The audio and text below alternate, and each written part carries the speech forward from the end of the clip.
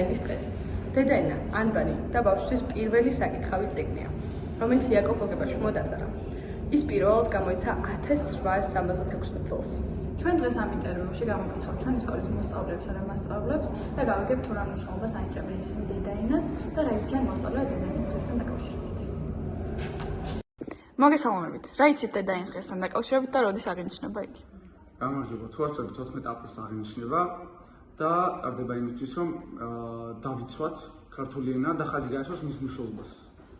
ქართული ამბანური დამწერლობის რომელი სახეები იცი და რომელს ვიყენებთ დღეს? გამარჯობა, პირველ რიგში გელოცავთ დედაენის დღეს. ჩვენ გვაქვს სამი დამწერლობა, ეს არის ნუსხური, ასომთავრული და მხედრული და დღესდღეობით ვიყენებთ მხედრულს.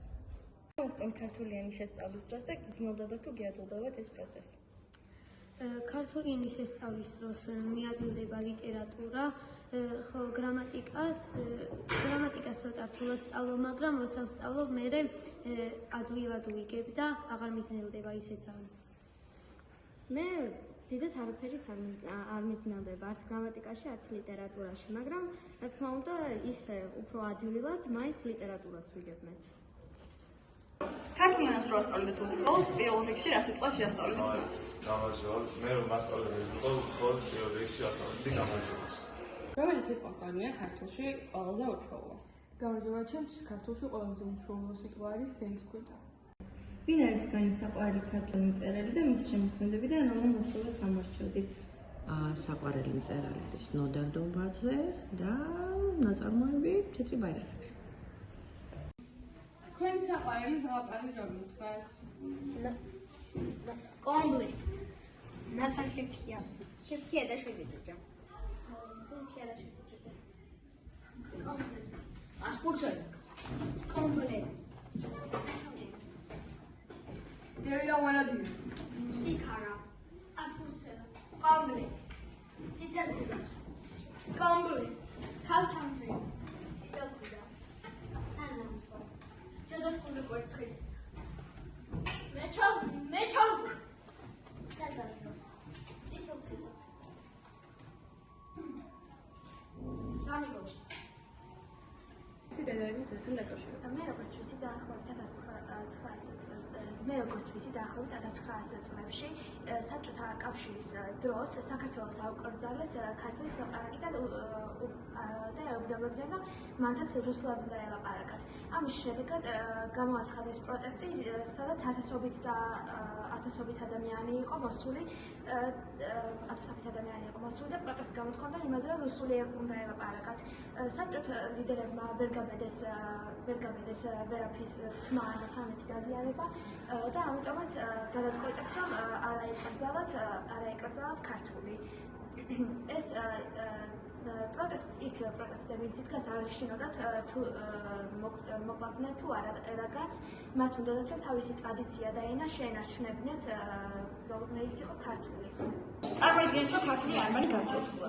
თქვენი აზრით რომელი ასო იქნებოდა მხიარული? ჩემ აზრით მხიარული იქნებოდა ჭ. მოსაწყენი? ძ. ზარმაცი?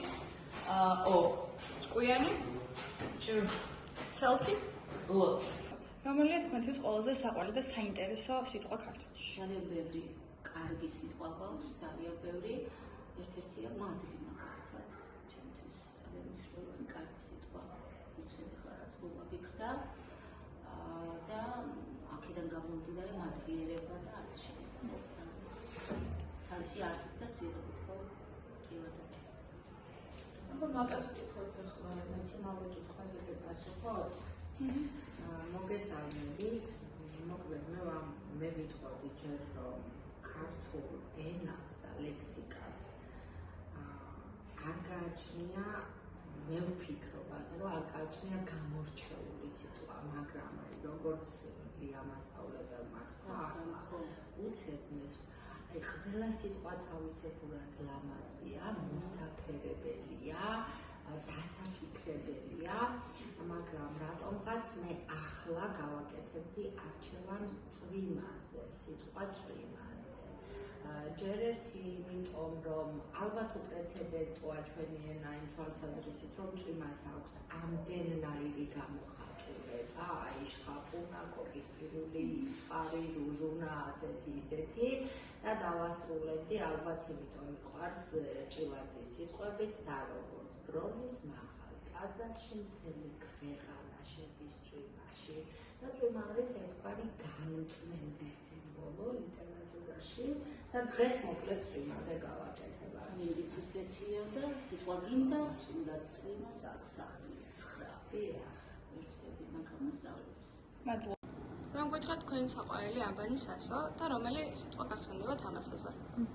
ბავშვობიდან ამბანი ვისწავლე იმ პერიოდიდან ძალიან მომწონდა იასო თავის მოყვანილობით და სიტყვა რომელიც ჩემთვის იასოსთან არის ყველაზე მეტად დაკავშირებული არის სიტყვა იანაკი.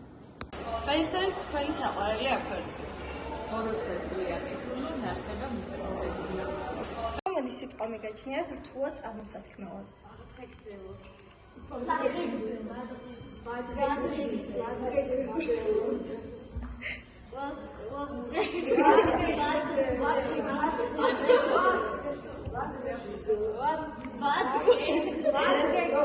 და მეორე რა იყო?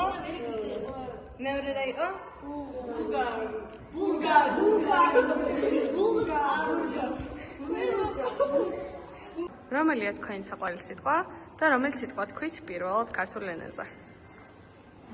პირველად დედას სიტყვები, რა თქმა უნდა, მეხსენება.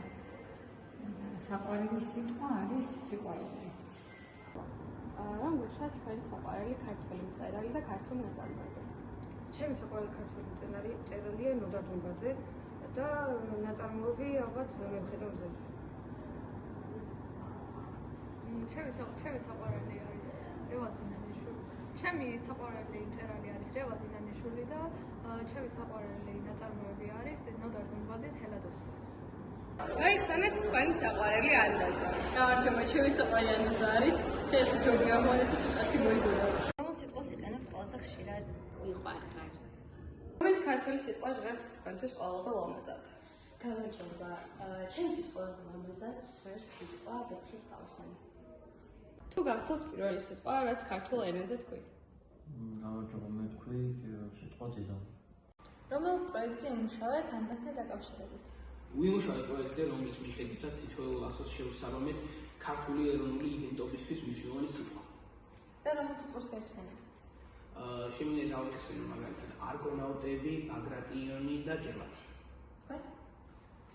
მე გავიხსენებდი ექვთიმე თაყაიშვილს, ვეფხის თავსას და ალავერს მაგალითად. რომელია შენი საყვარელი ქართული სიტყვა? ჩემთვის ერთ-ერთი საყვარელი სიტყვა გახლავთ სამშობლო. რომელ საყვარელ აფორიზმს ანდაზასა და სიტყვას გაიხსენებთ? რაც არ აღწავდეს იგი ქმენ უდეთ წადირთა ნებასა. ჩემთვის საყვარელი სიტყვა არის მრავალ ჭირვარამ გადანახადი. ნიანდაზა შემდგა მადლიქენი ქვაზე დადე გამოივლი წინ გაგხვდება. თქვენი საყვარელი ანდაზა რომელი არის? ერთი თხილის გული 9 ძმამ გაიყო.